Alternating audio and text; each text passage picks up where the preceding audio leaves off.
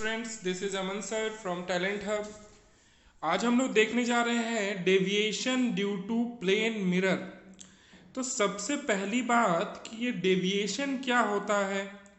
तो डेविएशन क्या होता है, आपने अपनी रियल लाइफ में भी सुना होगा कि ये बच्चा पढ़ाई से डेविएट कर गया, ये बच्चा पढ़ नहीं रहा है, इसका पाथ डेविएट हो गया है। तो ऐसी चीज़ें हम लोग रोज़मर्रा की ज़िंदगी में अपने पेरेंट्स से सुनते रहते हैं। तो डेविएशन का मतलब ये है कि अपने ओरिजिनल पाथ पे न जाकर किसी और पाथ पर चले जाना। ठीक है, जैसे अगर मान लो मैं एक स्ट्रेट लाइन में चल रहा हूँगा, मान लो मैं नॉर्थ की ओर चल रहा हूँ और मैंने क्या किया, 45 डिग्री का टर्न ले लिया ईस्ट की ओर। तो जब मैंने 45 डिग्री का टर्न ले लिया तो देखो ओरिजिनल पाथ तो मेरा नॉर्थ था ना, लेकिन मैं अब नॉर्थ ईस्ट में चल रहा हूँ। इसका मतलब मैं अपने पाथ से 45 डिग्री डेविएट हो गया हूँ। तो दैट इज कॉल्ड डेविएशन। तो ऐसा आप मिरर्स में तो होता ही रहता है कि रे ऑफ लाइट जो थी वो आ रही थी, तो अगर मिरर नहीं होता वो तो स्ट्रेट निकल जाती, लेकिन जब मिरर था वहाँ पर तो उससे टकराने के बाद वो रिफ्लेक्ट हो गई, यानी वो डेविएट हो गई। तो डेविएशन को डिफाइन कैसे करें, तो it is defined as angle between direction of incident ray and the reflected ray. ये देखो अभी हम समझते हैं इस चीज को, आखिर ये बोला क्या। जैसे तुम देख पा रहे होगे कि ए से रे आ रही है, ठीक है, और ए से रे आ रही है और बी की ओर रे जा रही है, ठीक है।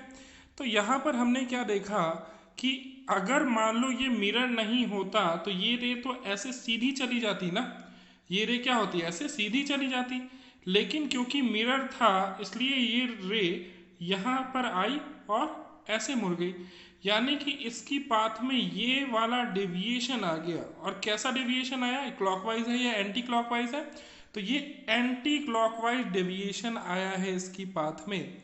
ठीक है, जाना तो ये चाह रही थी ए डैश की तरफ, लेकिन क्योंकि मिरर आ गया इसलिए ये बी की तरफ निकल गई। तो यहाँ पर क्या हुआ, डेविएशन हो गया। तो इसको एक बार फिर से डिफाइन कर लेते हैं। इसको फिर से डिफाइन किया तो it is defined as angle between direction of incident ray. तो डायरेक्शन ऑफ इंसिडेंट रे क्या है, ए है, एंड द रिफ्लेक्टेड रे यानी कि तुम्हारा ओ बी की ओर, इन दोनों के बीच में जो ये होगी एंगल होगी, डेट इज कॉल्ड डेविएशन। और इसको डिनोट किससे करते हैं, इसको डेल्टा से डिनोट करते हैं।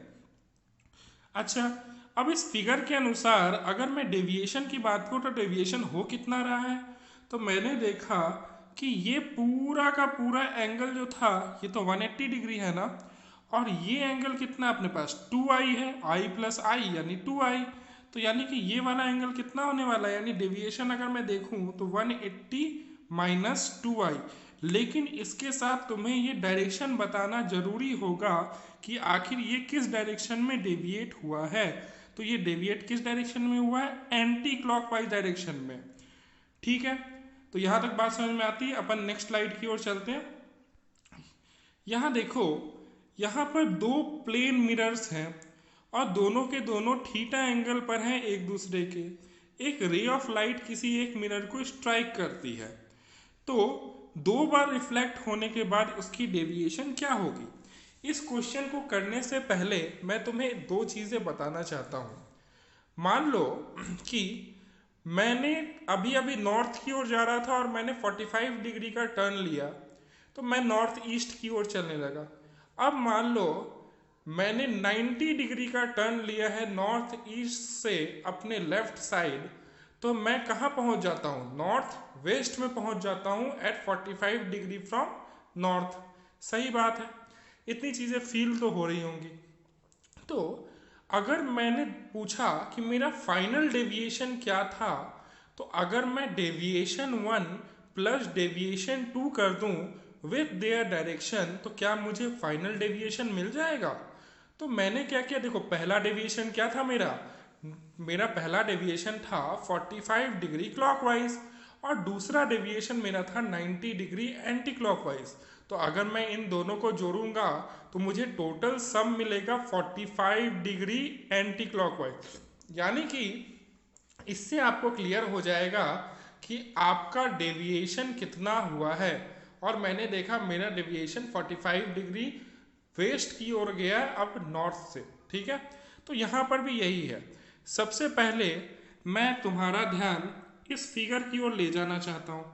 इस फिगर में देखो, अगर मान लो इस फिगर में देख रहे हैं अपन, तो रे यहाँ से आ रही थी और रे ने पहली बार यहाँ पर टक्कर मारी है। ठीक है, तो पहला डेविएशन अगर देखें हम, तो पहला डेविएशन तो यही हो गया बाबू। तो पहला डेविएशन क्या हो जाएगा अपने पास, 180 माइनस 2i1। तो पहला डेविएशन तो समझ में आता है अपने को। अच्छा, दूसरे डेविएशन की बात कर ले तो देखो, दूसरी बार तो यहाँ टकराया है ना, तो दूसरी बार यहाँ टकराया है, तो जा तो यहाँ रही थी रेस, लेकिन क्या हुई, इधर मुड़ गई। तो यानी डेविएशन तो दूसरी बार यहाँ हुआ होगा। तो दूसरा डेविएशन क्या अपना, 180 माइनस 2i2। ठीक है, यानी ये दो चीजें तो समझ में आती हैं। पहला डेविएशन है अपने पास 180 माइनस 2i1, दूसरा डेविएशन है 180 माइनस 2i2। अब मैं थोड़ा एंगल की ओर जाना चाहता हूं। अब अगर मैं एंगल की ओर देख रहा हूं तो मैंने देखा कि BOA क्या था, थीटा था, बिल्कुल सही बात है।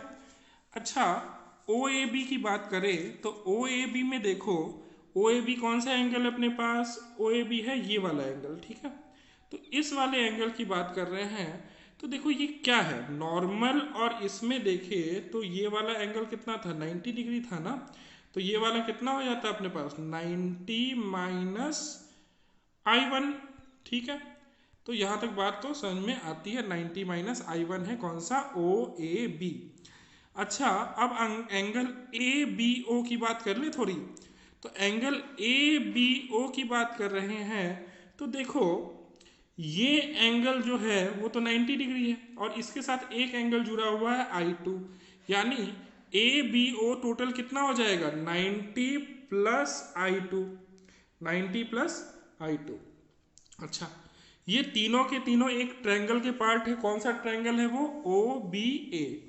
तो अगर अगर ट्रायंगल के तीनों एंगल का सम लिया जाता है तो वो 180 के बराबर होता है।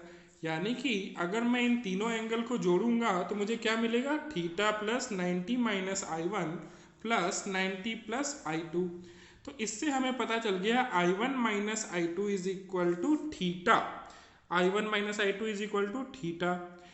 अब देखो यहाँ पर ये तो पता चल गया अपने को i1 minus i2 is equal to theta. अब थोड़ा चलते हैं कि नेट, तुम्हारा नेट डेविएशन कितना है। तो नेट डेविएशन क्या होता है, दोनों डेविएशन को जोड़ देंगे with their angles, with their directions. तो दोनों डेविएशन को जब मैंने जोड़ा तो मुझे एक डेविएशन तो मुझे क्लॉकवाइज मिल रहा है, दूसरा डेविएशन मुझे एंटी क्लॉकवाइज मिल रहा है। यानी कि कौन ज़्यादा कौन कम ये तो मुझे जानना होगा ना। तो ये मुझे जानना होगा, तो आपको दिखाई दे रहा होगा कि I1 जो है वो I2 से ज़्यादा है। क्यों, क्योंकि I1 minus I2 is equal to theta, यानी सम पॉजिटिव वैल्यू, यानी I1 तो ज़्यादा होगा ही ना। तो I1 अगर ज़्यादा है तो इसका मतलब तुम्हारा क्या हो गया कि एंटी क्लॉकवाइज डायरेक्शन में जो डेविएशन है, यानी डेल्टा 2 की बात कर रहा हूँ, वो ज़्यादा है।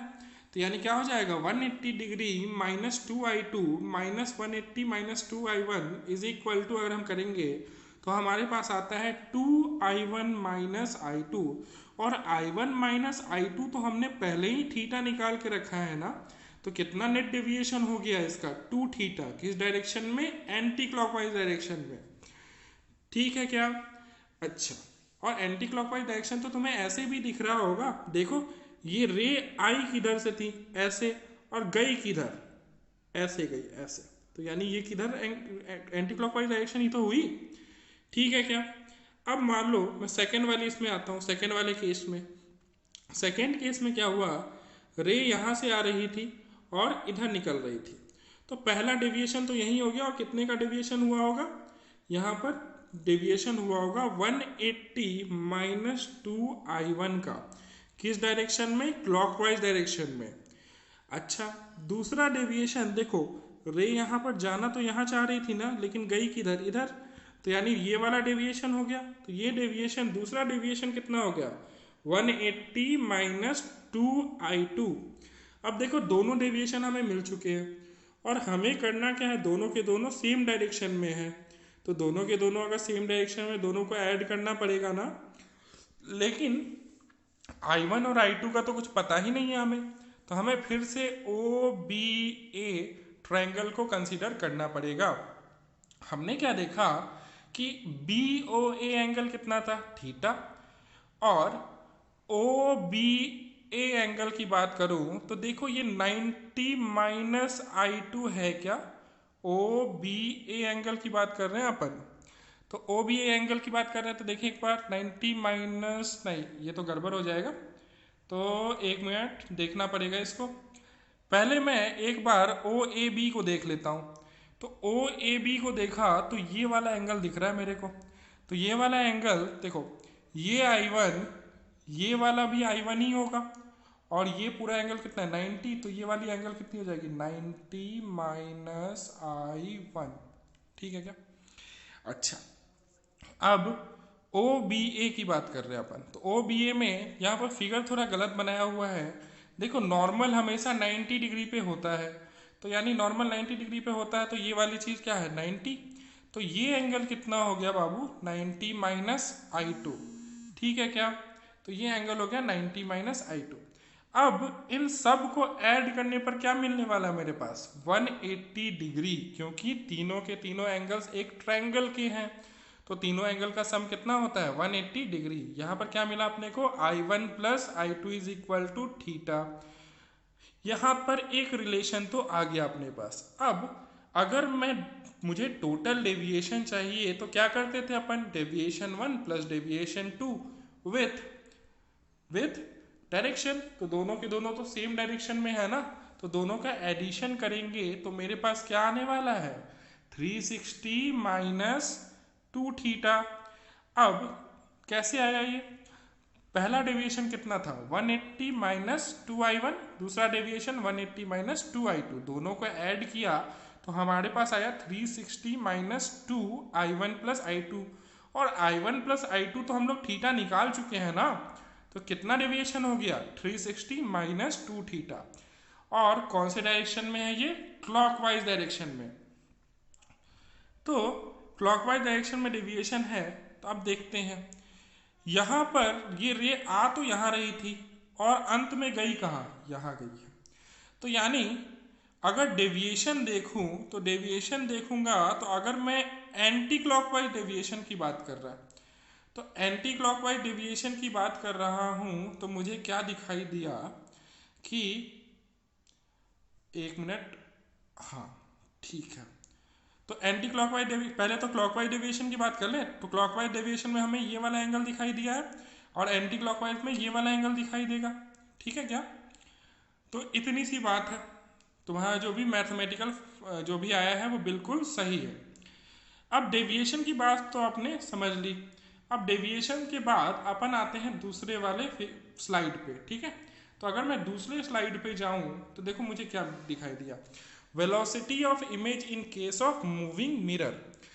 तो अगर मान लो, सबसे पहले सोचो कि अगर एक ट्रक पर पीछे मिरर बंधा हुआ है, पीछे से एक बाइक आ रही है, ट्रक भी चल रहा है और बाइक भी चल रही है, और मैं तुमसे सवाल पूछूं कि बाइक वाले ने अपना चेहरा जब ट्रक के आईने में देखा तो उसे कितनी स्पीड से वो इमेज चलती हुई दिखाई दी, तो तुम्हें कैसे पता चलेगा ये चीज़, तो यही चीज़ हम लोग निकालने वाले हैं। तो velocity of image in case of moving mirror. अब पहले तो मैंने इस फिगर में देखते हैं एक प्लेन मिरर बना रखा है। अब जो ऑब्जेक्ट होंगे वो ऑब्जेक्ट जितनी दूरी पर होता है, पहले ही इससे पहले वाले वीडियो में मैं आपको समझा चुका हूँ कि मिरर के परपेंडिकुलर वाली एक्सिस में ऑब्जेक्ट और इमेज दोनों के कोऑर्डिनेट्स क्या होते हैं नेगेटिव, मतलब अगर ऑब्जेक्ट का पॉजिटिव है तो इमेज का नेगेटिव होगा, बाकी सारे एक्सिसेस में सेम होते हैं। तो अगर मैंने मान लो फिर से एक 3D ऑब्जेक्ट लिया है, यानी x, y और z तीनों डायरेक्शन में उसके कोऑर्डिनेट्स हैं, तो मुझे क्या दिखाई दिया कि ऑब्जेक्ट का x कोऑर्डिनेट जो होगा वो इमेज के एक्स कोऑर्डिनेट के नेगेटिव होगा, यानी OX is equal to minus IX। लेकिन y एक्सिस में अगर देखूं तो OY जो होगा वो IZ के बराबर ही होगा और OZ जो होगा वो भी IZ के बराबर ही होगा। अगर आपको बातें समझ में नहीं आई तो इस चीज़ को मैं फिर से बताता हूँ। देखो, मान लो ये मिरर है, इसमें मैंने एक 3D ऑब्जेक्ट ले रखा है, तो इसका जो इमेज बनेगा वो कुछ ऐसा बनेगा। ये अगर Z एक्सिस है तो इसके कोऑर्डिनेट तो सेम ही रहने वाले, Y एक्सिस के भी कोऑर्डिनेट सेम रहेंगे, लेकिन इसका जो कोऑर्डिनेट होगा वो क्या हो जाएगा, अपोजिट हो जाएगा। ठीक है, अब ये है तो डिस्टेंस ही ना, तो किसी भी डिस्टेंस को जब हम डिफरेंशिएट करते हैं टाइम के रिस्पेक्ट में तो हमें वेलोसिटी प्राप्त होती है। तो वेलोसिटी मिलेगी किसकी, अगर मैं velocity of object in X direction देख रहा हूं तो वो क्या हो जाएगी, minus of velocity of image in X direction. इसी तरह velocity of object in Y direction जो होगी वो velocity of image in Y direction होने वाली है। इसी तरह velocity of object in Z direction जो होगी वो velocity of image in Z direction होने वाली है। इसको समझो थोड़ा, मान लो तुम्हारे सामने वाली जो दीवार है वो मिरर है, तो जब तुम ऊपर की ओर उछलते हो तो तुम्हारी इमेज भी ऊपर की ओर उछलती है। इसका मतलब जितनी वेलोसिटी तुम्हारी ऊपर की ओर है उतनी ही वेलोसिटी इमेज की भी ऊपर की ओर होती है। ऊपर वाली एक्सिस को मैं अभी y मान रहा हूँ। इसी तरह जब तुम साइडवेज मूव करते हो तो तुम्हारी इमेज भी सेम साइडवेज मूव करती है, दोनों की वेलोसिटी सेम होती है। तो इस एक्सिस को मैं z एक्सिस मान रहा हूँ।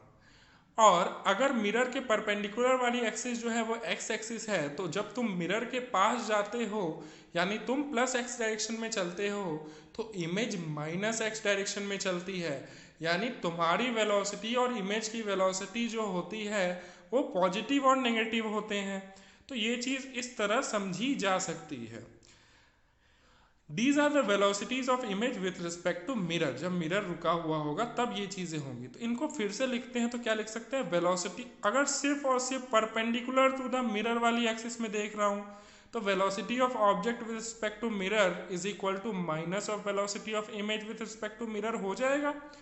अब मैं इसमें रिलेटिव मोशन लगा रहा हूँ, तो रिलेटिव मोशन लगाऊंगा तो velocity of object with respect to mirror क्या होने वाला है, velocity of object with respect to ground minus velocity of mirror with respect to ground. इसी तरह velocity of image with respect to mirror जो होगा वो हो जाएगा velocity of image with respect to ground minus velocity of mirror with respect to ground. इसको जब हम लोग इधर उधर करेंगे तो हमारे पास एक फॉर्मूला आता है, वो ये फॉर्मूला है, velocity of mirror with respect to ground is equal to velocity of image with respect to ground plus velocity of object with respect to ground by 2।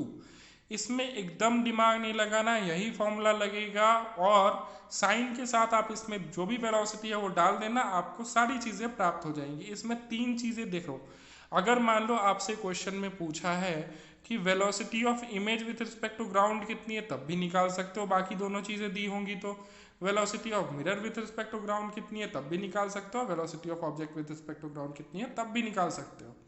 तो एक क्वेश्चन देख लें इस पर, एक क्वेश्चन अगर हम इस पर देखेंगे तो देखो, इसमें एक प्लेन मिरर है जो कि मूव कर रहा है 5 मीटर पर सेकेंड की स्पीड से नेगेटिव x डायरेक्शन में, और जो ऑब्जर्वर है वो मूव कर रहा है तुम्हारा 10 मीटर पर सेकेंड की डायरेक्शन से मिरर की ओर।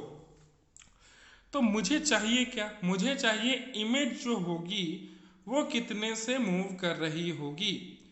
ठीक है, फिर से देखो question, a plane mirror is moving with uniform speed of 5 metre पर second along negative x direction and observer O is moving with velocity of 10 meter per second. What is the velocity of image of a particle P moving with the velocity as shown in the figure as observed by a observer O? Also find its direction. सबसे पहले देखो, जो तुम्हारा velocity of mirror with respect to ground है वो कितना है अपने पास, -5 मीटर पर सेकेंड, और वेलोसिटी ऑफ ऑब्जेक्ट कितनी दे रखी है अपने को, 10 मीटर पर सेकेंड। ठीक, तो वेलोसिटी ऑफ ऑब्जेक्ट जब 10 मीटर पर सेकेंड दे रखी है तो अपन सीधा सीधा फॉर्मूला में पुट करके वेलोसिटी ऑफ आई जी चाहिए हमें। तो वेलोसिटी ऑफ एम जी कितना हो गया, -5। वेलोसिटी ऑफ आई जी चाहिए, वेलोसिटी ऑफ ओ जी कितना हो गया, 10। तो इससे क्या पता चला हमें, वेलोसिटी ऑफ आई जी जो है वो -20 मीटर पर सेकेंड आ रही है। ठीक है, अब सोचो -20 मीटर पर सेकेंड का मतलब समझो। देखो पार्टिकल जब मूव कर रहा था मिरर की ओर तो इमेज भी ऑफ कोर्स मिरर की ओर ही मूव करेगी, लेकिन यहाँ पर एक एडिशन में मिरर भी तुम्हारा मूव कर रहा था।